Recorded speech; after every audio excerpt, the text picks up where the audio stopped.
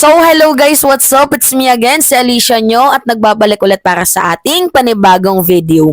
So, mga minamahal, nakita at napanood ko po yung vlog ni Sir Mike Abe. Yung pamagat pa nga po ng kanyang vlog, pangako ni PBBM tinupad na.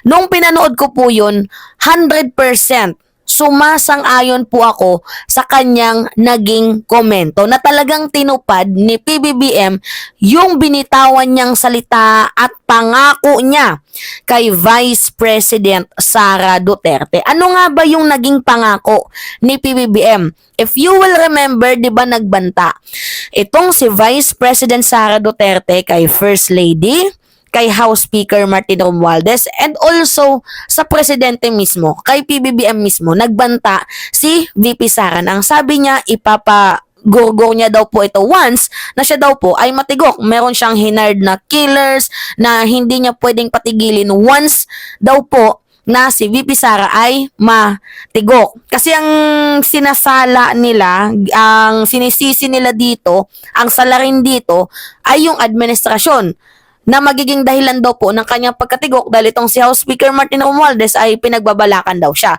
Which is wala naman po siyang malalim na ebidensya doon. But anyway, si PBBM, matatandaan ninyo nagsalita. Ano yung sabi ni PBBM? Hindi niya daw po ito papalagpasin. Ito nga yung video Ipanood natin sa inyo para magkaroon tayo ng recap mga minamahal. This video is almost 2 minutes. Panoodin ninyo to Panoodin ninyo to. Bahala ang mga pahayag na narinig natin itong mga nakarang araw. Nandyan ang walang pakundangang pagmumura at ang pagbabanta ng planong ipapatay ang ilan sa atin. Kung ganun na lang kadali ang pagplano sa pagpatay ng isang presidente, paano pa kaya ang mga pangkaraniwan na mamamayan? Yung ganyang kriminal na pagtatangka ay hindi dapat pinapalampas. Yan ay aking papalagan. As a democratic country, we need to uphold the rule of law. Ako, bilang pinuno ng Executive Department at lahat ng mga nanunungkulan sa pamahalaan ay may sinumpaang tungkulin na tutup din at pangangalagaan ang konstitusyon at ang ating mga batas. Kaya hindi tama ang pagpigil sa mga halal ng bayan sa paghahanap ng katotohanan. Hindi na sanang hahantong sa ganitong drama kung sasagutin lamang ang mga lehitimong katanungan sa Senado at sa House of Representatives. Ang katotohanan ay hindi dapat itokhang.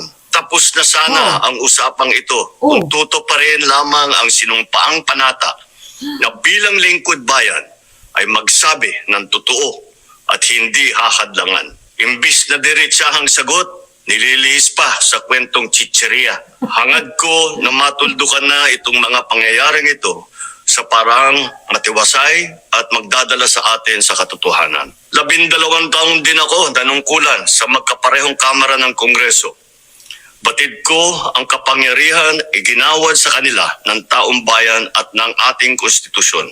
Dahil dito, iginagalang ko ang kanilang gawain bilang isang independenteng sangay ng ating republika. Kahit ang buong executive branch, lahat ng mga ahensya ay hindi nakakaligtas at parating sumasailalim sa kanilang masusing pagsusuri. Bilang isang bansa, marami tayong mga paghamon na dapat harapin at mga suliraning dapat bigyan ng lunas. Sa kabila ng mga pambabatikos, nakatuon ang aking pansin sa pamamahala.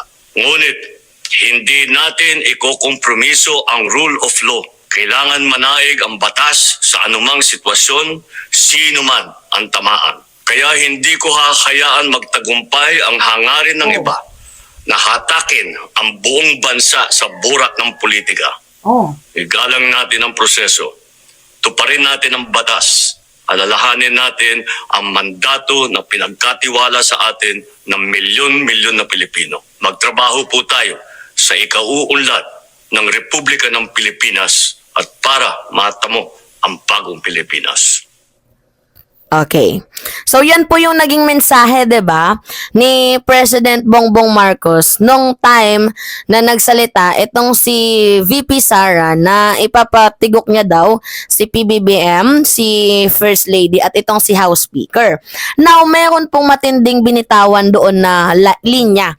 Si PBBM, ang sabi niya, hindi niya daw po hahayaan na mangyari itong burak ng politika na to. Hindi niya daw po hayaan. At beside, meron ding sinabi na linya si PBBM na na hindi niya daw po ito papalagpasin. At bilang isang lingkod bayan, ay talaga nga namang dapat nagsasabi tayo ng totoo. Yan yung binitawang salita ni President Bongbong Marcos na remarkable naman talaga yung kanyang linya. The way na sabihin niya na hindi niya ito papalagpasin. So ngayon, ano yung nangyari? Wala na pong posisyon si VP Sara. Doon po sa sa DepEd tanggal na din siya. Tapos ngayon sa National Security Council tanggal na rin po siya. Doon sa terrorism Defense Secretary. Basta sa defense parang meron din ata siyang doon partisipasyon. Natanggal na din po itong si Vice President Sara Duterte. So sa madaling sabi, ito na po yung nagiging sunod-sunod na ganti ng ating presidente. Kasi nagiging threat nga naman ng bansang Pilipinas itong si Vice President Sara Duterte, and it should not be tolerated kahit babae pa man yan itong si VP, kasi yung kanyang capacity ay pwede din pong lumakihan. So mga minamahal, naging mambabatas din naman ang ating presidente. Ilang years siya sa Kongreso, sabi niya 21 years. So alam niya yung ginagawang trabaho ng mga kongresista. Kung kaya't hindi pwedeng babuyin na lang ni VP Sara yung ginagawang trabaho ng Kongreso. Madali lang naman talaga sana yun kung sinasagot ni VP Sara yung mga tanong. Hindi naman talaga aabot sa punto na magpamura-mura pa siya, yung papatay-patay effect, itatapon sa West Philippines yung kanyang ama.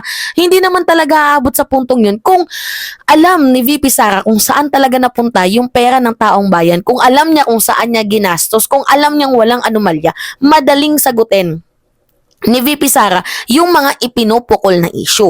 Kaya nga lang mga minamahal, hindi talaga alam, walang alam si Sara Duterte, kaya nga dinadaan niya sa mga kwentong chichirya, which is yung Mary Grace Piatos, 'di ba? Para mailusot lang yung confidential funds issue niya. Tingnan niyo yung ginagawa. Gumawa sila ng mga peking resibo, which is na-detect ng Kongreso kasi may oversight function yung Congress, hindi lang yan pang in aid of legislation. Meron silang oversight function din na pwede nilang tingnan into a deeper yung mga details. So ngayon itong si Sara napikon. Diyan siya napikon, kaya kung ano-ano na yung kanyang pinagsasabi. To the point na parang kinalimutan niya na yung kanyang posisyon na pagiging vice president, kasi yung mga lumalabas sa kanyang bibig ay hindi na po akma. Yung lumalabas sa kanyang bibig ay puro basura na po. Biruin mo, lawyer ka, tapos ipapatapon mo yung isang patay, ililipat mo yung patay na nakalibing sa libingan ng bayani, itatapon mo sa West Philippine Sea. Imagine, lawyer ka, tapos tama ba na kapag ikaw ay naka-receive ng threat, ipapatay mo agad yung presidente without even knowing kung si PBBM nga ba yung nagbanta sa'yo? 'Di ba? So, ang daming red flag na ginawa ni Vice President Sara Duterte. So yung naging aksyon ni President Bongbong Marcos ay tama lang naman. Tama lang, para nang hindi na pamarisan itong ginagawa ng ating Vice Presidente. Wala na siyang posisyon. Only Vice President na lang talaga siya. Vice Presidente ng bansang Pilipinas. Wala na siyang ibang function. Wala na siyang function sa DepEd, wala na siyang function sa NSC, wala na siyang function doon sa defense. Kumbaga parang hangin na lang siya dito sa administrasyon na nandyan ka pero hindi ka kailangan. Parang gano'n na lang po yung tingin ng Pilipino, ng taong bayan dito nga po, ng Pilipino, ng taong bayan dito nga po kay Vice President Sara Duterte. Alright, mga minamahal. So, para sa akin, good job, PBBM. Yung ginawa mong aksyon para nang hindi na ulit ito pamarisan pa. So, again, tinupad po ni PBBM ang hamon niya at yung pangako niya kay Vice President Sara Duterte. Alright, so, pahingi lang po ako mga minamahal ng comments, like. I-like nyo itong video na to. Yan po yung napakahalaga. Tapos mag-comment kayo at i-subscribe ninyo para lagi po kayong updated sa totoo, makabago at tamang balita. Ingat mga kababayan!